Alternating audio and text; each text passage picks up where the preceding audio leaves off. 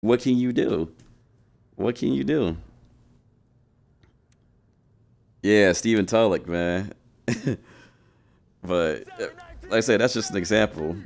But there, I mean, like for the most part, what you can do is just shade, man. Try to shade as much as possible. That's gonna be your best bet. Like I said, shade twice. Now we're gonna show you some other things of how shading can work too. It's not just for four verse routes. Let's find like a split close, which the Cardinals book has. It's called like one of the most popular plays. It's very annoying, which worked last year, but shouldn't, in my mind, should be kind of nerfed from this year. So here we go. So everybody's familiar with how this play usually goes, right? This was, if you don't know, you've been living under a rock. It's been there since last year, and even then it was way better last year. Or excuse me, it's way better this year than it is last year. So what happens is that basically sometimes you get it's basically what most people do is probably put like some speed, like Perriman on this little streak here, and then they probably put like their best catcher traffic guy, like where Floyd is, or even sometimes do like all speed on the field with the running backs in, or running back, the tight end, and where Fitz is. So here's how it looks stock, right? Here's how I play stock cover 4. I think we are in. Why is my? What are you doing? Get over here. Anyways, Gilchrist, as usual, is lost. So here's what normally happens, right? Most of the time they throw that route, and of course, Michael Floyd comes down to catch. Here's what happens if you shade twice. Let's say, like, you know what? I really don't want. Why is What are you doing, dude? Shading underneath this time. Show you what happens. You shade underneath, as usual. If you shade underneath, as always, well, Cromartie actually played that pretty well, surprisingly. I don't think he'd do that again, though. Otherwise, I might have just found somewhere to stop split close. Look at me. Where are you going? What are you doing? Get back here. So once again, shading underneath. Do it twice. Once, twice to be nice. And what should happen is like that. Well, you know, he got bumped or whatever, but that happens. If you shade if you shade over top, like I said, we're not baseline yet, so this obviously probably plays a factor in this too, but just showing you for example purposes. Shading over top twice, you should be giving up the bottom route. Or at least maybe not, because Gilchrist wants to do his own thing. That's what I'm saying. Put my high school DB coach on a gameplay for next year. Drop your hips, turn to the receiver, and as a safety, never get beat deep. Right. Can you try pulling the safeties inside the tackles? But even with the current depth, you could. All right, later, Lante, man. Thanks for stopping by. I was a quarterback through my football career. I noticed. I'm kind of disappointed right now. Yeah, so am I. So am I. And this seems like the most fundamental of things, to be honest. And like I said, I never played like organized football like this, but even I know like stuff like that. Like I said, playing over top coverage. Surprisingly, that blue is playing that though. Interesting. Hold on. Let's try base aligning. I want to see something. Base align over top coverage twice. Cover 4. He actually plays a. Ooh. Wait a minute. Wait a minute. Base align. Over top. Over top. Got that? No. Snap ball. You don't say. Hold up now. This is brand new for me. Inside zone defense. There's already a video on my YouTube channel to how to stop the inside zone from 4-3 and 3-4. So if you need the link to that, let me see. Nightbot should be in here. Subscribe to my YouTube channel, and on one of the videos I show you how to stop it from base 3-4 and how to stop it from base 4-3. So make sure to go ahead and check that one out. Same principles apply when running it from like any other formation, nickel, dime, big dime, quarters. Not really quarters, but things that like that. It's the same kind of concept that you see in those videos. Go check out that channel, man. No problem. Anytime. Root to the right and do that? Sure. Why not? Like I said, this is whatever y'all want to see. This is whatever y'all want to see here. So here we go. Baseline. Gonna move over top twice. Over top, over top. We're playing in the cover 4 here. Snap the ball. Let's see what happens. And that's what happens. That's what should happen, or at least that's what I've been noticing, that the deep blue plays. And he's doing what he's supposed to do, obviously. He's playing it in the deep blue here. Even though technically he should be looking at that post route, but for, you know, he's playing a deep blue. Now that's his job. So I can't fault him on that. Let's see what happens if we play underneath. So once again, you're gonna baseline. Why is Gilchrist like dry humping Calvin Pace? Yo, what is this? So once again, underneath this time, twice. Well, Carson just, ugh, that was a horrible ball. But it's kind of like, it's interesting that Cromartie is there. So once again, shading baseline, shade underneath twice. Snap ball.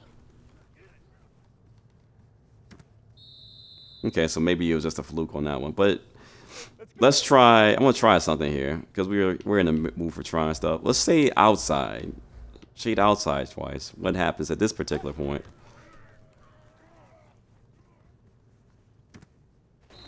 Get a little bit of animation going on.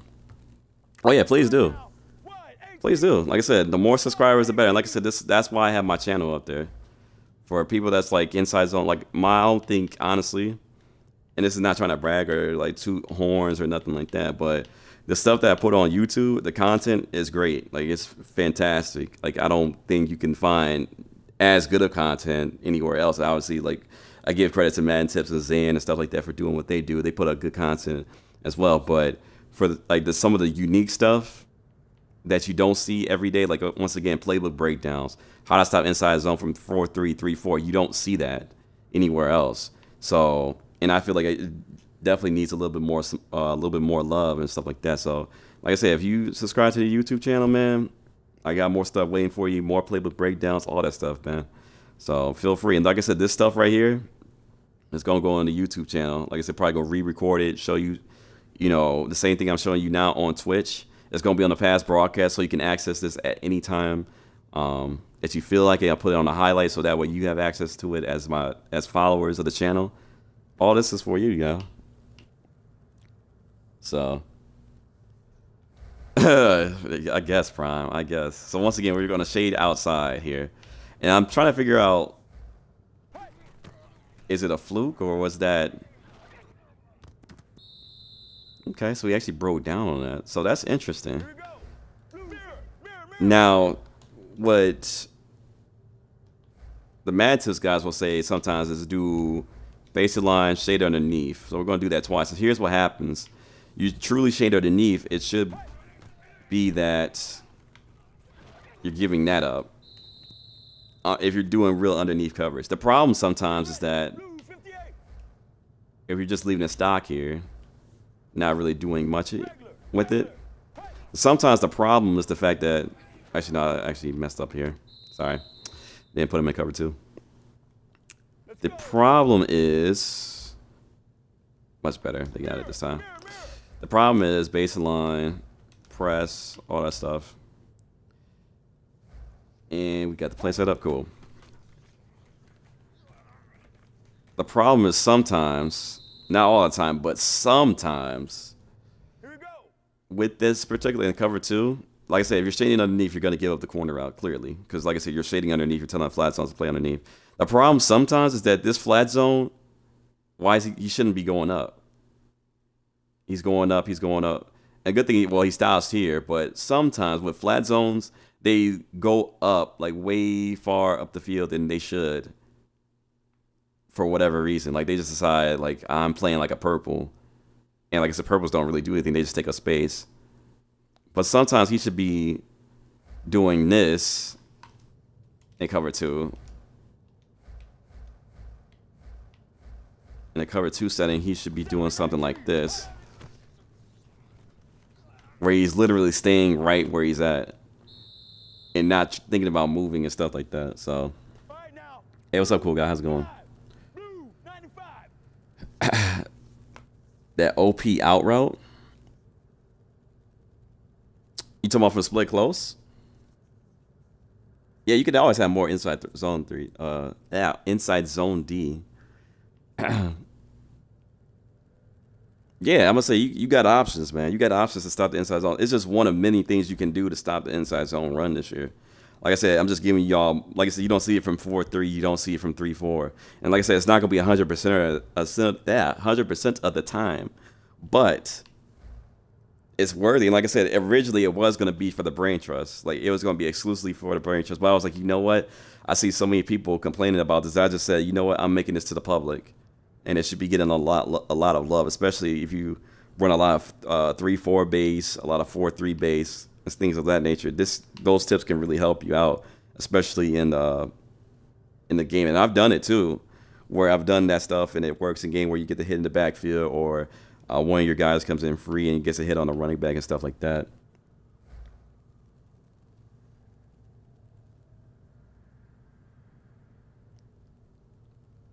Right. If you shade underneath, if they're doing, excuse me, if they're in a linebacker here and they shade underneath, essentially this guy, the Floyd route should be open for the most part.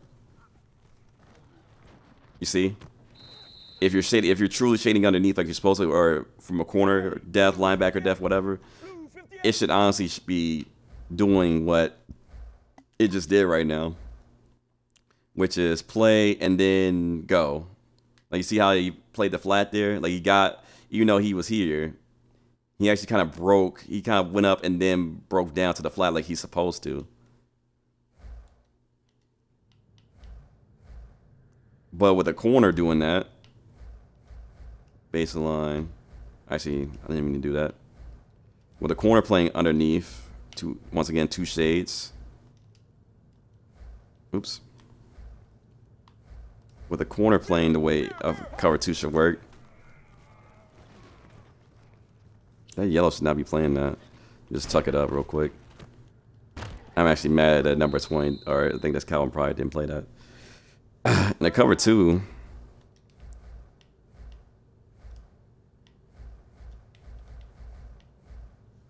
And you decided to play underneath coverage. Now, obviously, this should be open. Because, like I said, you're shading underneath. You're playing the cover 2. Essentially. Or, what you could do sometimes, if your corners are good enough. Oops. Wrong thing. If your corners are really good like that, I'm gonna reset this play real quick and then do it. What you can sometimes do, if you're, like I said, you got to have good corners for this. You can sometimes press, and depending, like I said, if you knew the out routes coming, try shading outside. Like with this matchup right here between Williams and Floyd, Floyd should win this because Williams probably doesn't have the best man coverage in the world. So essentially, and I don't like that warp animation too, but if you had like a guy that had better man coverage, like a fourth guy that had like a 90, like Roby with like 93 man coverage or whatever, he should be sticking to him like this. And then obviously he doesn't have that much man coverage, but anybody with better man coverage will essentially play that route. And like I said, I don't like this particular warp here. He's beat. You see what I'm saying? Like this warp is gotta go. And like it's another one of those animations where it shouldn't be like that, but for whatever reason it is. So this is shading outside. Like I say, obviously the route is pretty good to where he has to adjust and stuff like that. But you see right there, he's outside. He's shading outside. You know, and once again, Kamari doesn't have the best jam on. So, and sometimes that happens too, where if you do shade outside or shade inside, sometimes they don't play it because they don't have good enough man coverage to really force the receiver whatever direction they want to. And that happens. But you see Revis here, He's out, or he's outside, forcing Fitz inside, and that happens. So just a tip, like I said, if you got good man coverage corners, that's just an idea for you to try.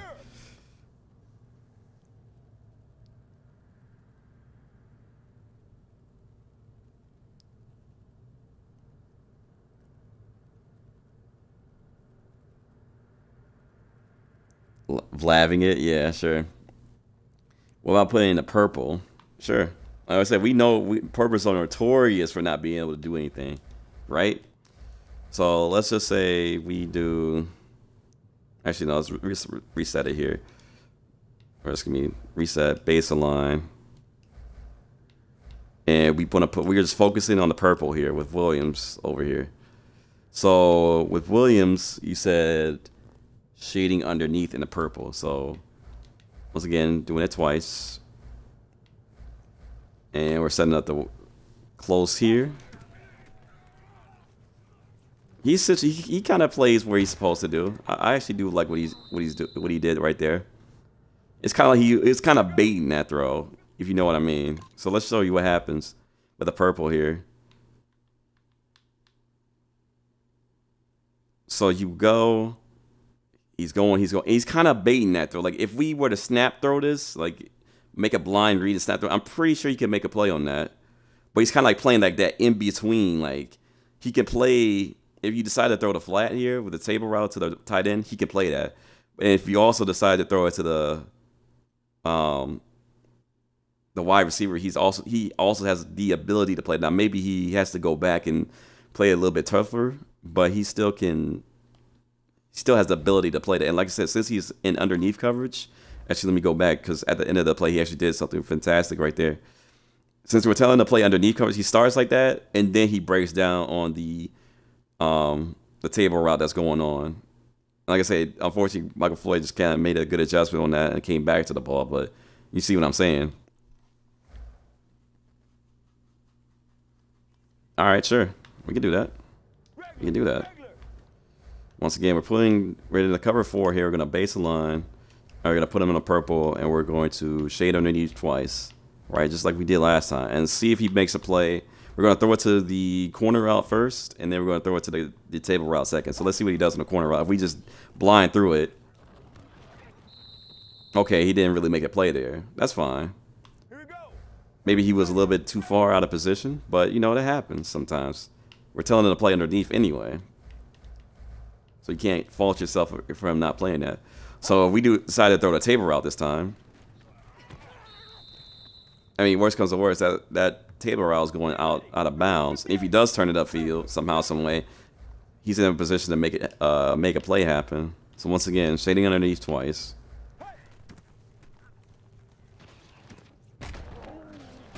This time he probably was a little bit sure. But let's say we do over the top though. Let's try, if we tell him to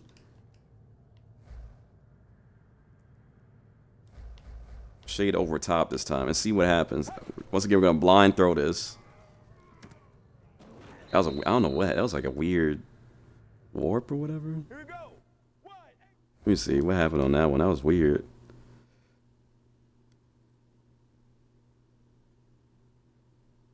I don't know why like Michael Floyd does like tippy toe animation. I'm just gonna fault it to bad animations on that one. Let's try that again. But he was in position to make a play though. So once again, purple, shade twice.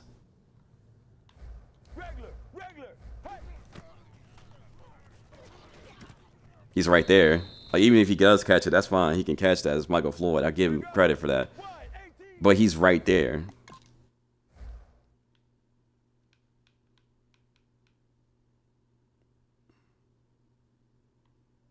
Because we're telling him to play over top. Obviously, we're going to give up the table route underneath. But at the same time, we're right there to make a play.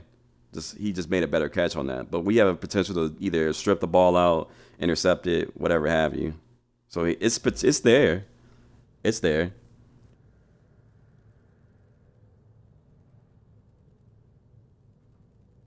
And then, yeah, use the backside post. Right, right. What's up, Brock? How's it going, man? Put the closest hooks to the flat. Put them in the purple.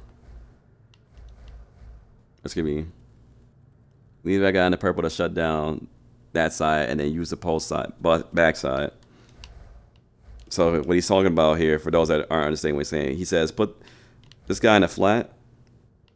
Right here, Gilchrist, put him in the flat. And then user somebody like Harris here, and watch basically like Fitz. If he does his little post route here, you could just use that. So that way, essentially, your guy has nowhere to go. So once again, snap of the ball. What should be happening is this.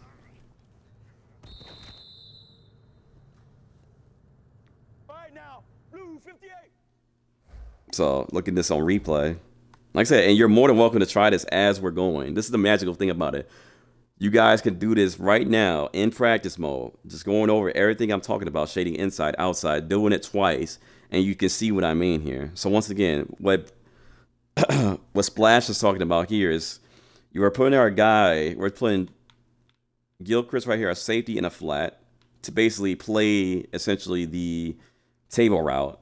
We're telling our purple guy to also play over top in preparation for Michael Floyd's hook zone. Because like I said, most of the time when you see split close, this is the play that most people will call. Unless it's the out route. And we're going to get to that. Somebody was asking about the out route. I got you on that. So we're telling, like you see right here, if he doesn't throw this right here, I mean, obviously he's open right here, right? Let's say the play continues and he doesn't, like our opponent is like Stevie Wonder and can't make reads. So if he throws this, let's say he's floating over there right now. If he throws this particular route here, I'm pretty sure Kyle probably should be able to make a play. Like I said, he's not going to guarantee a play every time, but he's in the vicinity to make a play. Our flat zone here is able to make a play on us. He's not going to be able, obviously he's not going to be able to intercept it, but he's able to stop this table route for minimum yards.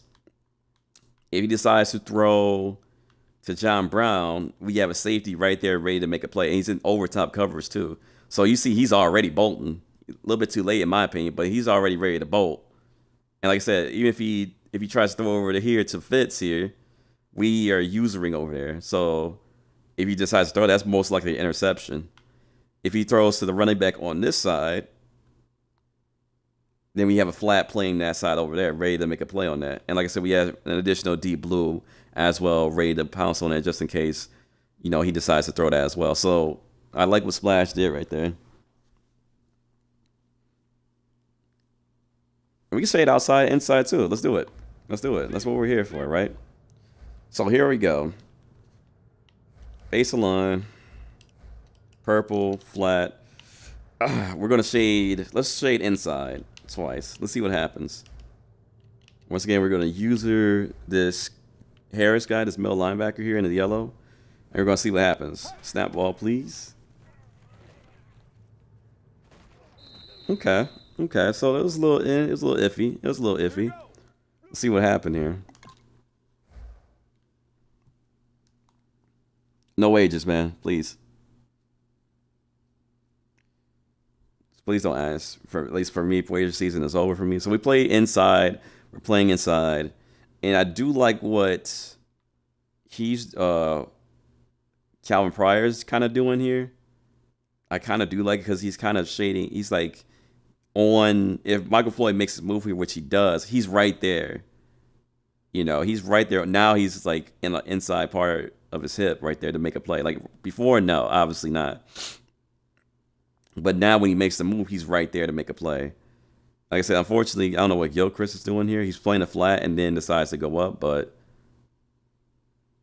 that's still not too bad. Let's try outside.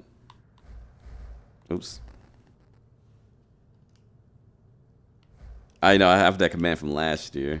I gotta change that one up, honestly. Actually, let's leave him on that hook zone that he was in. Let's just reset it here. Let's just put him in the purple. So we're going inside, or excuse me, we did inside. We're going outside, outside. Snap ball. Oh, that was interesting. Honestly, that was interesting.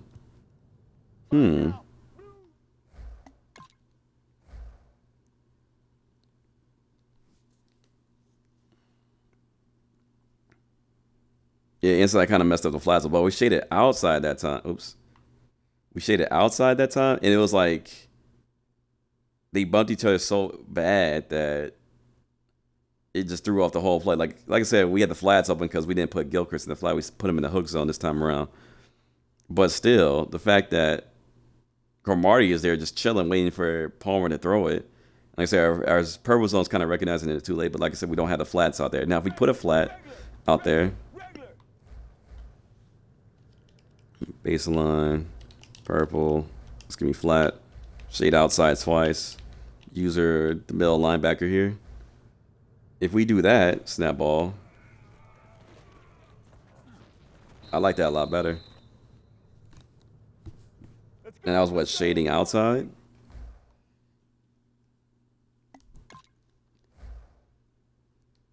So once again, this time we put Gilchrist in the flat and we shaded outside. So you see, he's ready to make a play. Gilchrist right off the jump. And even if he throws this short route over here, we have two defenders over there ready to make a play. Hopefully they make the tackle here. We are using this here, so Fitz is locked up as last time. But you see right here, unless Michael Floyd in this particular, unless he would have cut or did like an in route towards the middle of the field, then obviously he would have been open there. But since he makes a move to the outside just because of the play, Calvin Pryor should be able to make a play. If Carson Palmer threw it at that particular moment, Calvin Pryor should be able to make a play on that. And good thing is too that Cromartie's not too far away. Like he's still a little bit too far away to really, impact the play in any type of way, but he's there in the area in case Carson Palmer still wants to throw it. So, like I said, that's just interesting. Honestly, to be honest, I have no idea on that. I really don't have the answers to that because I'm still trying to find that myself because I really don't know. I really don't know, man. Like they say, play too high safety, man to man, still get aggressive called on. They say, play cover 4, don't play cover 3, aggressive called on. Like, there's really no answer. As of this time, there's really is no answer, man. And like I said, I'm not gonna sugarcoat it. I'm not like, well, you just gotta do it. No. It's right now, it's really no, at least not consistently. There is no thing that's like shut down an aggressive catch by doing this method right here all the time. It works. Like there isn't right now at this time. You just found my new split close defense. Thank you. No problem. No problem. Like I said, this is so those that are wondering, what do you do? What I just went over here. Those are coming in. I see 21 people in here, which is more than what I had when I was going over this. If you're playing any type of zone, write this down. Bookmark this. Like I said, this will be on the highlights on YouTube. Like I said, it's going to be a long YouTube video. Put on a watch later if you can't sit through it in one shot. But listen, do shade twice. Don't shade once because it doesn't register for whatever reason. Shade twice just to be nice. So once again, we're calling cover 4 because this quarters cover 4, by the way. I don't know how it works in like big dime 146 or nickel or stock 3443, all that stuff. But in this particular, I would imagine it works the same way. But anyways, in this particular instance, we're gonna shade outside. We're gonna put a purple out there. Shade outside twice. Actually, damn, I messed that one too. We're gonna put a flat out there on the right side, a purple. And like I said, you're probably, if for those coming in, you're like, purples don't do anything. True. Normally stock they don't. But if you shade twice, once again, outside, user the middle linebacker here. And for a fact that they're calling this particular play the close halfback wheel. Oops, wrong controller. Snap ball. That's locked up. That's locked up. Worst comes to worst, they run. But you can put quarterback contains out there so they don't run. Worst comes to worst, they actually are. I'm talking about like quarterback running, not with the running back. But essentially, that's locked up. Like I said, try it out in a game if you so choose. But for the time being, like I said, you see this. Like I said, they could throw it to the short route, but we had defenders over there. They could try to throw it to this post route, but we're over there. They could try to throw to the post route, but that's probably not the best move because we have a defender over there ready to go. As soon as he throws that, that's pretty much either a pick or a swat or something like that.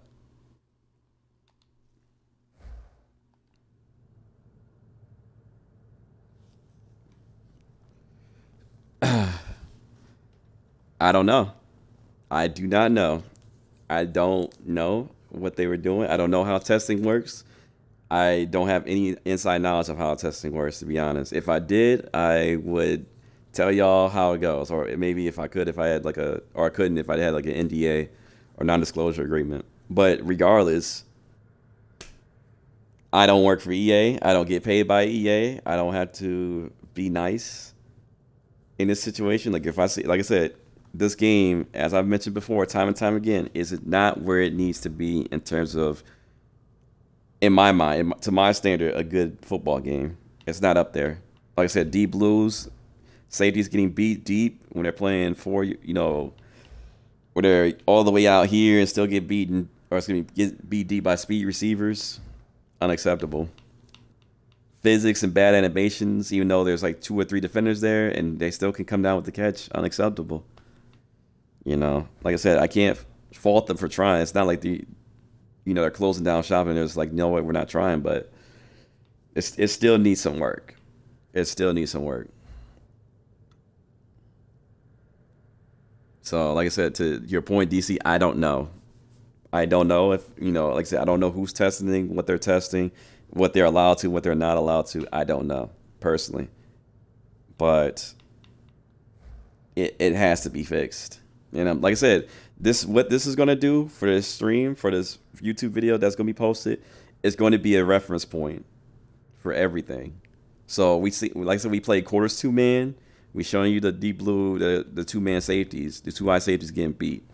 We showed you what a possible solution could be. Like I said, it's not foolproof, but a possible solution and a new way to play defense, which is if you're in any type of situation where you have to shade, which in my mind nowadays, especially, well, if they're not going to run it and they're going to pass it, just start shading every time they're going to pass it.